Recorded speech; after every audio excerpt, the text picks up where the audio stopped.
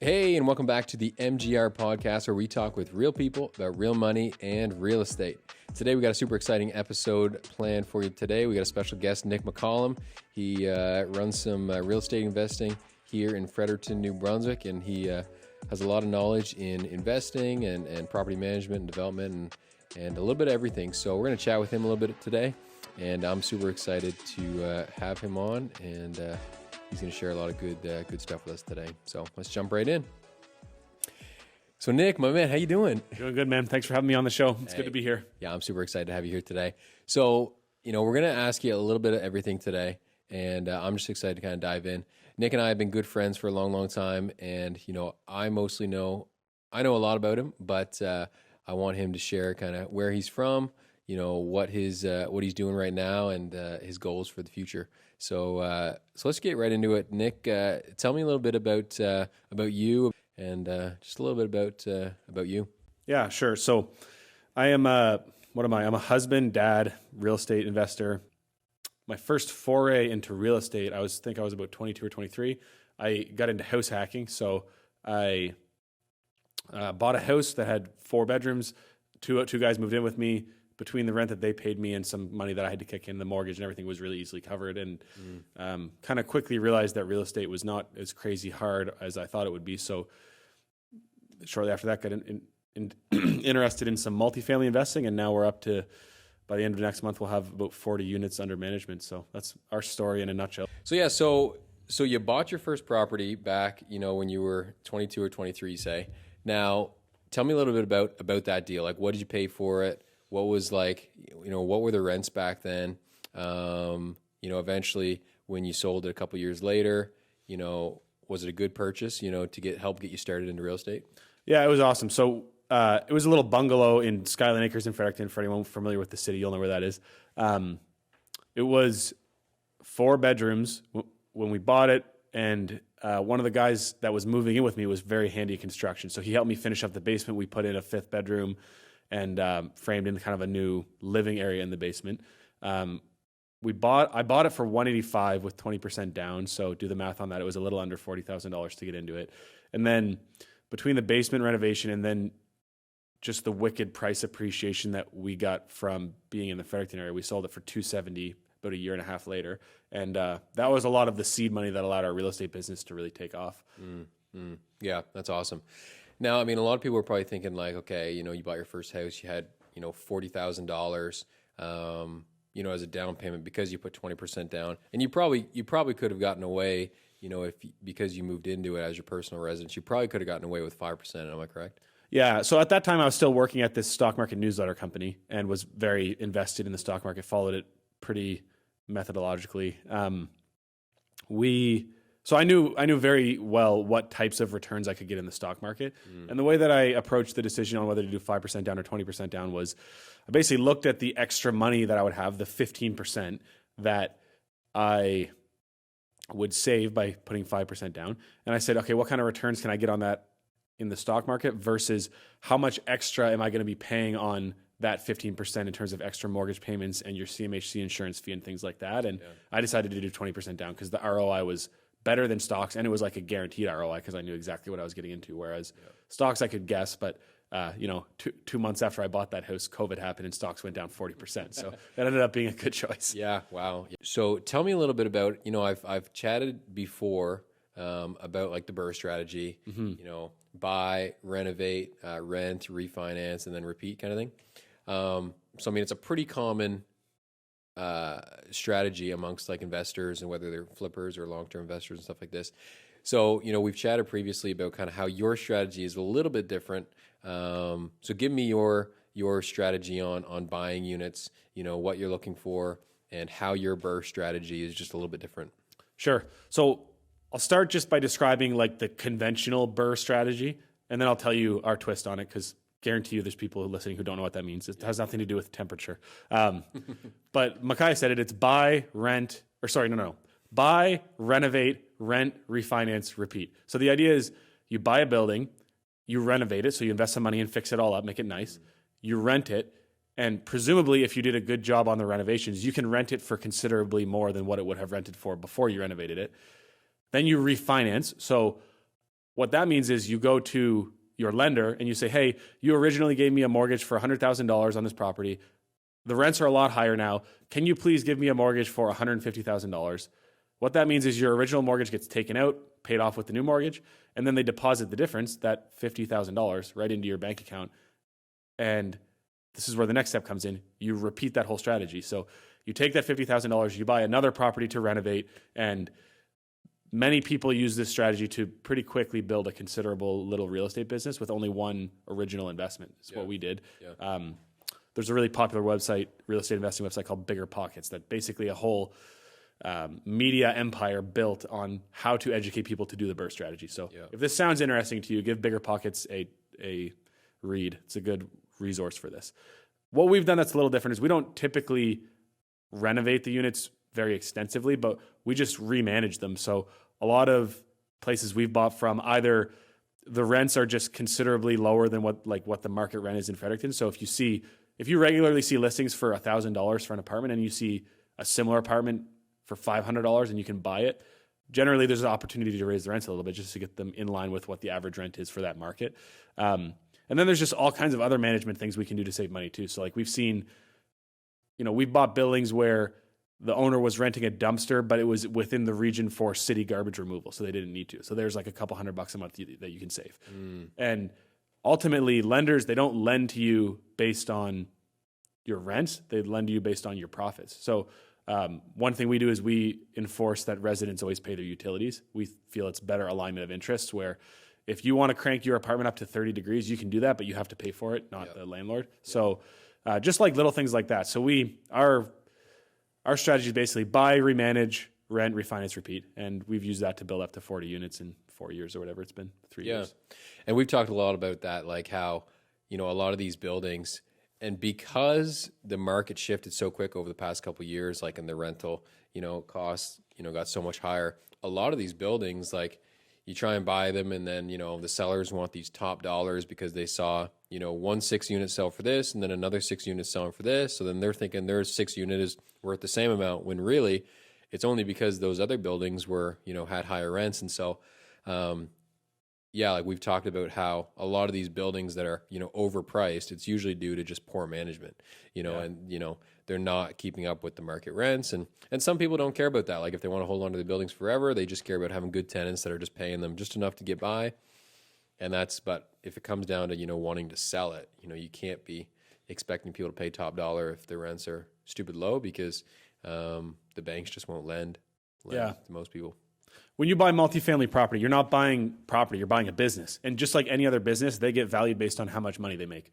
So in the same way that you would think one business that makes $1 million is worth half as much as another business that makes $2 million, real estate's the same way. It doesn't matter how many units they are. It doesn't matter how many bedrooms. It all just comes down to how much money they make. So this year, okay, maybe you added like 24 to 25 units or something, or 25 leases.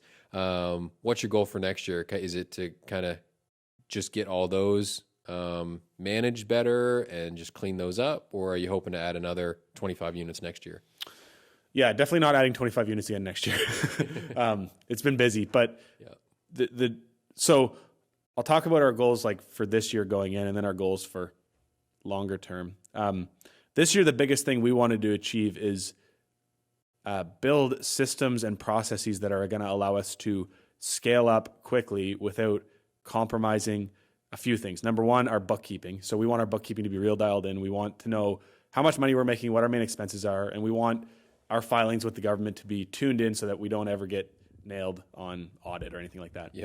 Number two, we want to make sure our tenant experience is super good. So until earlier this year, if tenants had problems, they would literally text me. And that doesn't scale well at all, as I'm sure you can imagine. I have to be able to turn off from time to time too. So, and then number three, we wanted to be able to improve our maintenance scheduling. So when work orders happened, again, it would just come to me. Tenant would usually text me.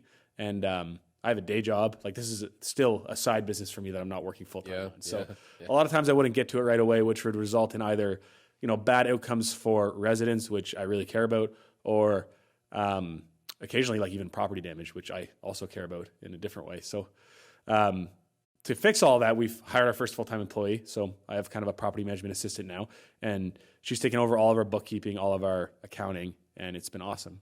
And all of our resident relations. So that includes like just questions and answers, but she also does all of our leasing, all of our work order, choreographing, et cetera. So that's been great. So That's awesome. To say that, my big goal for this year was to hire someone and get them to systematize everything. So now we can slot in more units, and it's very seamless. Like, it doesn't result in more direct stress for me.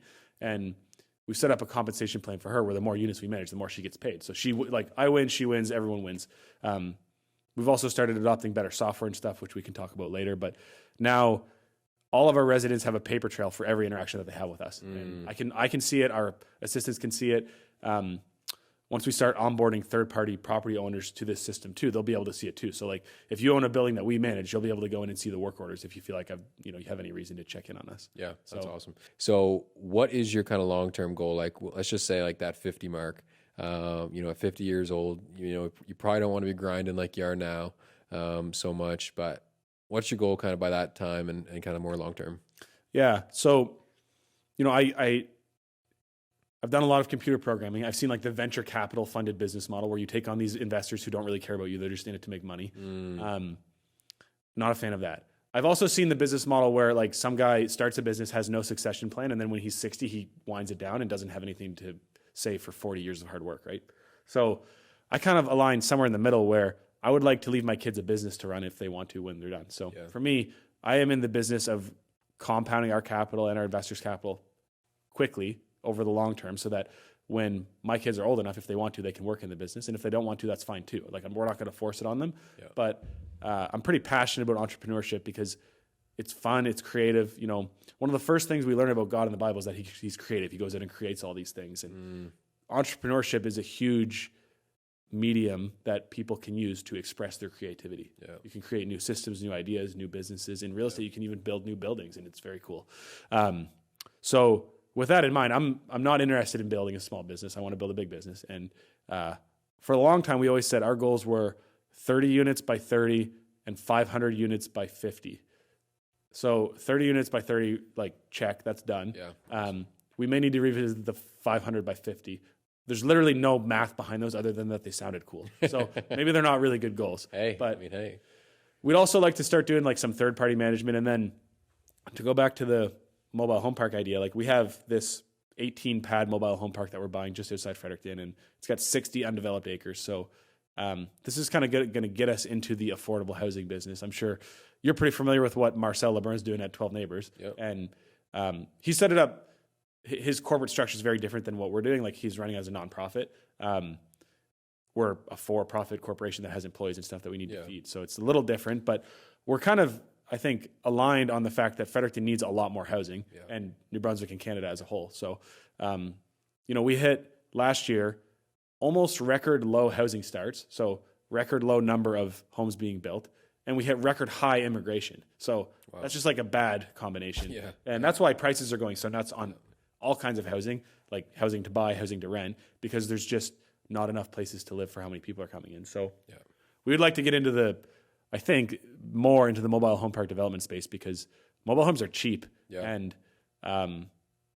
it gives tenants or they shouldn't be called tenants, they should be called residents, because they own the homes, but it gives them the opportunity to build something or buy something that they're proud of and that they own, without having to pay the crazy prices that like regular stick construction costs. So being able to provide, some more affordable housing and just more housing in general will hopefully, balance the market out a little bit here in Fredericton, and just allow for, happier people. I don't know.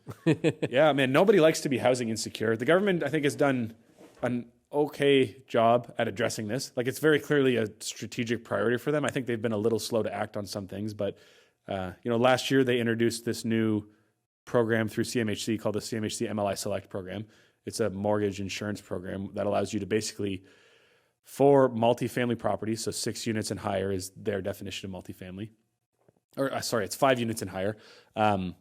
But they basically allow you to insure a mortgage through CMHC with significantly better terms than you would traditionally be able to get from a bank.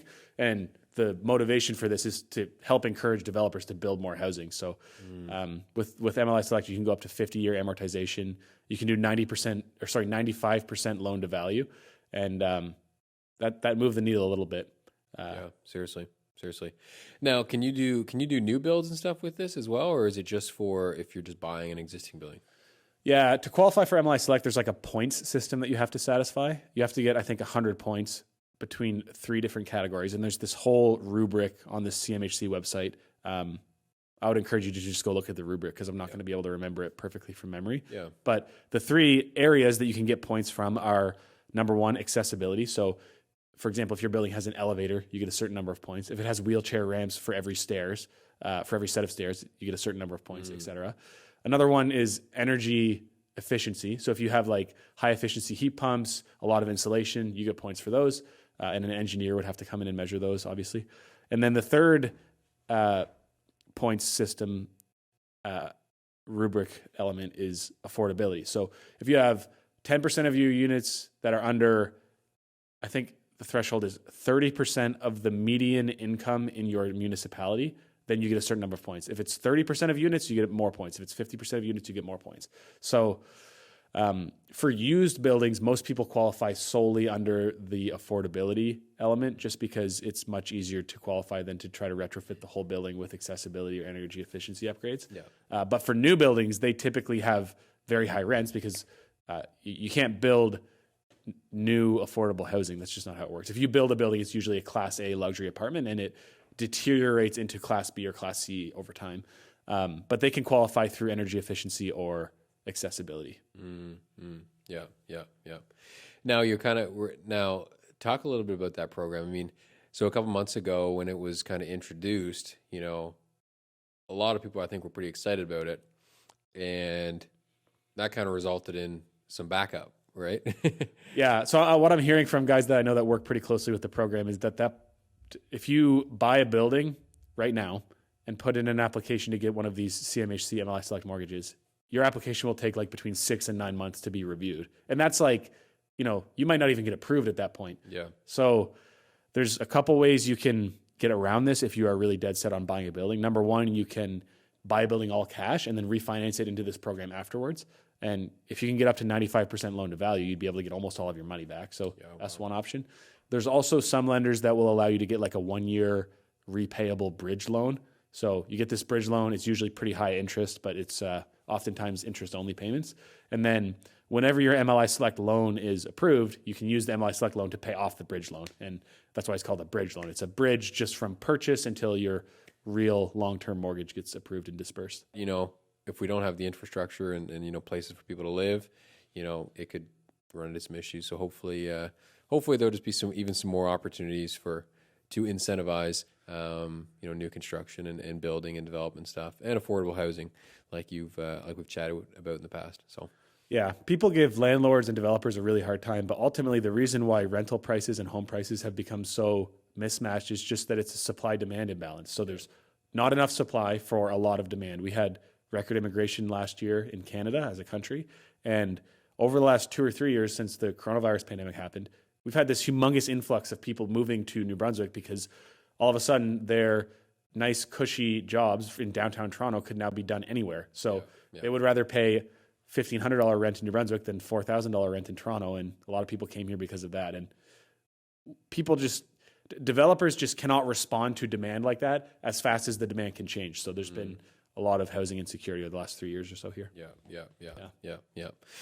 So this has been awesome. So we're going to kind of conclude here in just a sec, but Nick is always open to chat with anybody interested in real estate investing, anybody who's maybe has a pile of cash that's looking for a place to invest it and stuff. Now, if somebody wants to kind of potentially partner with you or something like that, chat with you, maybe it's through just like a silent partner, hard money lending, or maybe they want to partner on buying a property. Is there a way that they can contact you, or do you want people to contact you, or like what are your thoughts around that? Like if somebody wants to kind of get into it with you.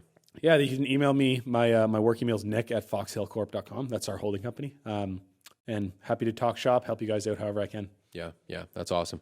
Well, Nick, I really appreciate you coming on here, and this has been awesome. It's super fun. I mean, we chat, all the time, but it's great to kind of, finally share some of your knowledge and information and stuff with some more people. And this is super exciting. And we're definitely going to have you back on, and I know that a lot of people are going to look forward to kind of hearing about, as you get into this, mini home park and, affordable housing development projects and stuff like that. And yeah, we'll talk some more about, as you get into some of these bigger projects, how you built this team of, developers to kind of, help, build the roads, make the pads, get these homes in, and how you're sourcing them and stuff as well.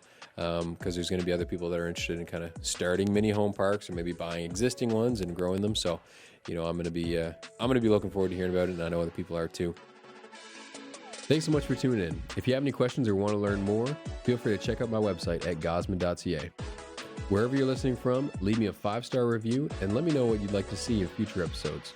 Also, if you're a buyer or a seller and looking for some guidance in this ever-changing real estate market, I want to work with you.